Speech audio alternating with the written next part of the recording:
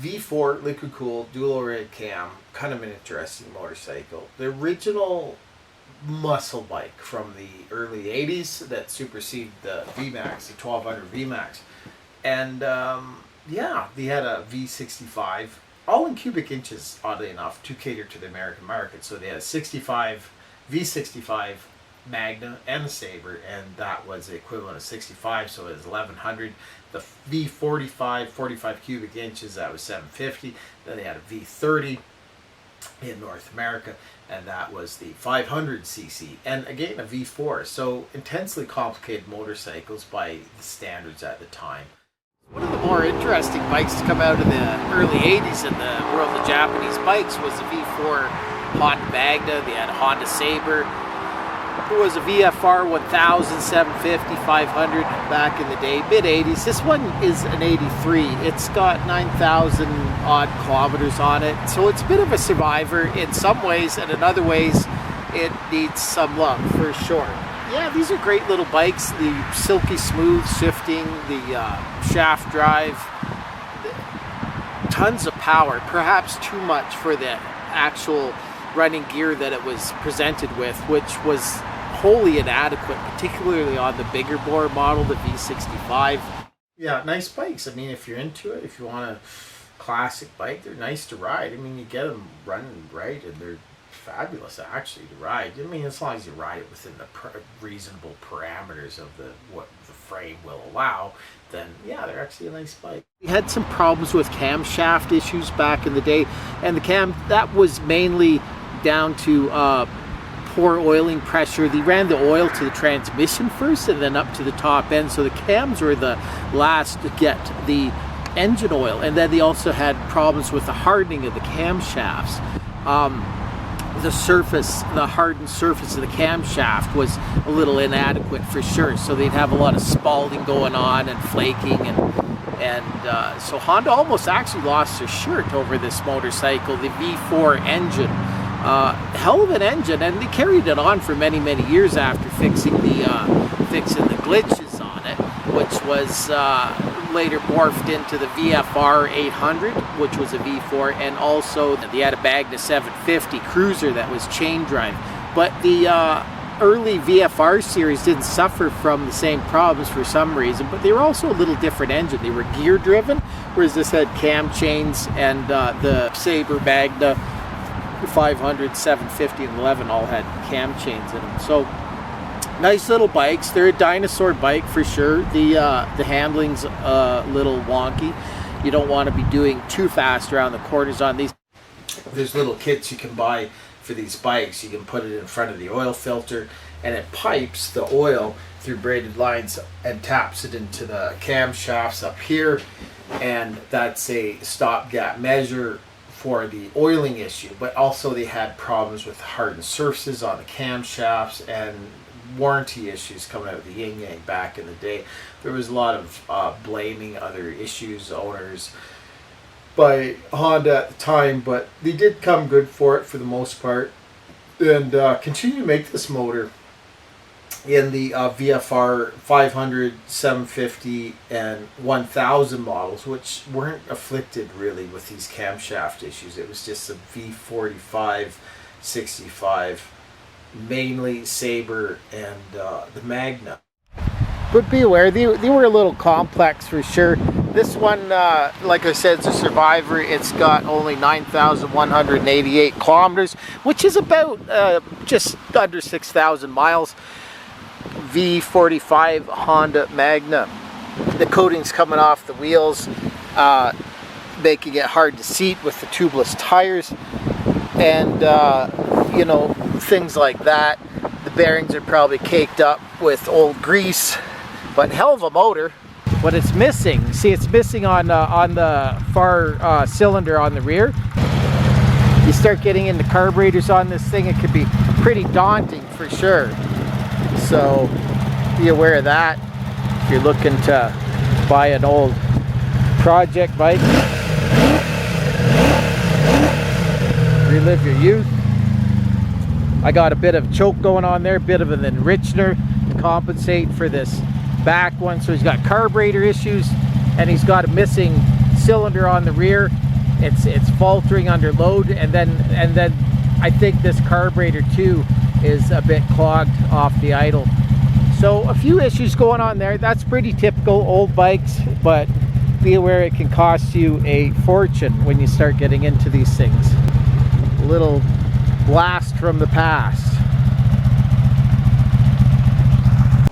Oddly enough, a little thing on that oiling issue. It's interesting that some owners who had these bikes and just started them and drove away instantly had better longevity out of these motors than if you sat there and warmed it up. And I think what happened was that if you got the revs up, the oil pump would start turning faster, and then you get better oiling to the top end. Whereas if you sat there and let it idled at low idle, about 1100, your oil pressure was pretty depressing numbers by the time it hit the top end. So probably the camshaft sat there and ate itself prematurely on a lot of these models if you sat there and let it heat up. So should you buy one? That was the question. Well, there's no grease zerks on anything, so you can guarantee many owners have never taken the front end off and greased the headstock, the cakey grease that's now in the headstock bearings and the swing arm, and also the shaft. You have to, the drive shaft, it's shaft drive actually. A lot of bikes were shaft drive back then. It wasn't a big deal. Like, you didn't just get shaft drive on a flagship model. You got all kinds of models. There were little 500s with shaft drive. Geez, there were scooters with shaft drive. Anyways, rear wheel has to come off. The pumpkin on the back, as they call it, which is a differential, which is quite simple. It's just 4 bolts, and then the differential pops off. But then there's a shaft that runs up the swing arm and into the engine, and where it meets the engine is splines, and nobody ever greases those splines, and so the splines go dry, and then they just strip, and good luck finding parts. So there's another thing about these bikes. You buy something that's old, finding parts for them, like, good luck with that. Although I did look on the fiche, and the one of the big parts suppliers online claims that most things are available, for instance for the carburetors. However, that's doubtful. I don't know. You don't really know till you order the parts. That's the problem. You could order them and then they're on back order forever, and you just never receive them. And maybe you get a refund, or maybe you don't. I don't know. If you get into a little project, get one of these. Like, a lot of people find them on the cheap. For instance, you put $500, $800, but they need a ton of work. Not just fork seals either. You start getting into the carburetors on these things. They're really proprietary, as most carburetors are for the Japanese bikes, but I mean, these were really weird carburetors. They were Keihin carburetors, and they sat on a 45-degree angle. They're hard to tune. It had a sandwiched airbox on it. The seals go bad between the airbox parts. Later, the bigger ones, the 1100, they also had a second tank under the seat, adding to the complexity. The fuel pumps, rotten fuel lines. When they're in good nick, my God, they are a nice bike to ride for sure. But anyways, that's the kind of thing you should consider if you're getting into a project like this, or you're looking at an old vintage bike, you want to relive your youth or what have you. That's definitely something to consider. And then if you don't do your own work yourself, there's not too many people that actually competently work on this old stuff anymore. It's getting harder and harder to find any shops or anybody willing to work on it. And that boils down to the parts too. The parts are hard to come by, genuine OEM parts. So, 40 odd years on, so 83, you're looking at 20, 40, 45 years. It's almost half a century. Almost half a century on. All the seals have dried up and shrunk, and the ethanol isn't very friendly to your carburetors, and all the little bits in your carburetor, in your fuel system, which weren't designed to deal with not only the ethanol, but all the other additives you put in with the ethanol to increase the volatility, like toluene and whatever else. I'm not a chemical engineer, obviously, but there's a lot of nasty stuff in modern day gasoline, to the point where you shouldn't even get it on your skin. If you get it on your skin, you should wash it off immediately. It is nasty, nasty stuff. So yeah, it really eats the old bikes. You get rust in the tank, of course, condensation if it wasn't stored properly, that spline like I mentioned. The front end, even though it's a telescoping front end, they had this anti-dive stuff going on in the front where there was a lot of pivot points. It didn't really work that well anyway, so it was kind of a pointless exercise. But again, more pivot points, more complication.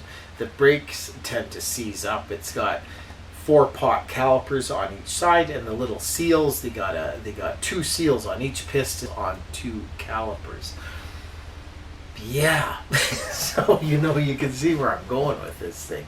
It's like, and the clutch, the clutches start leaking on these. That's not really a big deal. You flush it out, you take it all apart, but nothing's really a big deal, but everything adds up, and it depends how much time you want to spend on an old bike like this. Are they a milestone in motorcycle history? Well, I don't know. That's debatable. I mean, they certainly were memorable, and they certainly did usher in a kind of a new age of complicated motorcycles. They sure killed a lot of people. There was really bad handling, lacking in the suspension department, had this lanky, long front end, and a weird frame geometry, and they did go. I mean, if you whip that throttle, it does scatter, so... but the handling wasn't there to accompany that power, especially on the bigger models, the V65 Sabre and the Magna. The VF1000 was a bit different, and actually later years he carried this motor into another thing called the Magna, which was a cruiser, which he tried to jump onto the cruiser seat and use a chain drive version of this motor, and the oddly enough seemed to have solved the camshaft issue by then. That was 87, 88, and then I think he made them up into the 2000s, a Magna 750. It was a cruiser, and then also they morphed into the VFR 800, which was a V4 single-sided swing arm affair.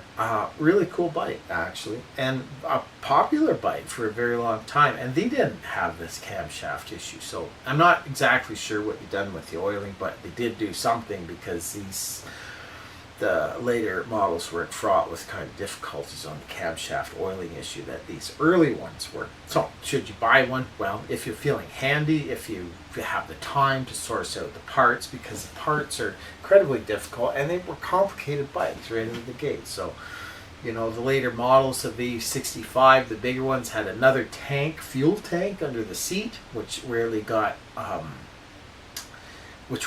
some attention to. They were just complicated to get at, and so they got ignored. Just like steering head bearings are complicated to get at. Oddly enough, every bike back in the day used to have grease certs on everything. You used to have the headstock and wheel bearings and the swing arm, and what used to be a 15-second job, just pumping some grease into a grease cert, has now morphed into some ridiculous number of hours in a shop. And if you're looking at a shop rate of $160 to $220 an hour, I mean, it doesn't take long before an old bike like this just becomes an endless, bottomless money pit. Especially if you're, and you got to remember too, a lot of guys don't even know how to work on this stuff anymore. It's like it's old, right? It's half a century. This is like more into the territory of antique restoration more than motorcycle mechanics. So these are things you got to consider when you're buying an old bike like this. Parts availability. You got some support with expertise locally to deal with this, and so there's a lot of niggly things there. Anyways, cool bike. The cons on, or the pros on this thing are it's creamy smooth to ride. Very nice motorcycle.